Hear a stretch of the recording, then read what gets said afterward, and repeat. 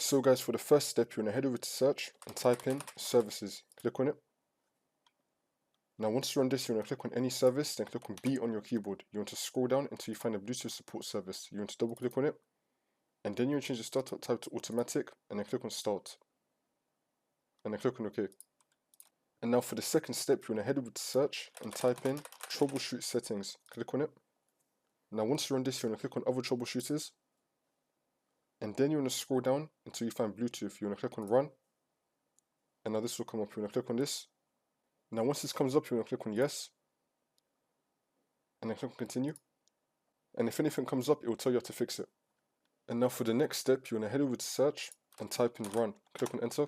Now we're going to type in msdt.exe space -id space device diagnostic. Click on enter.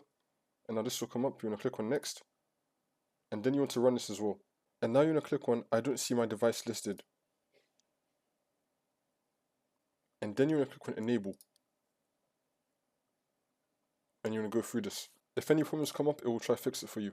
And now for the last step, you want to head over to search and type in device manager. Click on it. Now once you're on here, it's going to be saying Bluetooth for you. I know Bluetooth installed in this computer, but for you it should be saying Bluetooth. So you want to expand Bluetooth. I'm using batteries right now, but just imagine this is Bluetooth. And then you want to find your device that comes up under Bluetooth. You want to right click on it, and then click on update driver, and then click on search automatically for drivers. Make sure they have the best drivers for your device installed. Now once you complete all these steps, you just want to restore your computer, and then the problem should be fixed.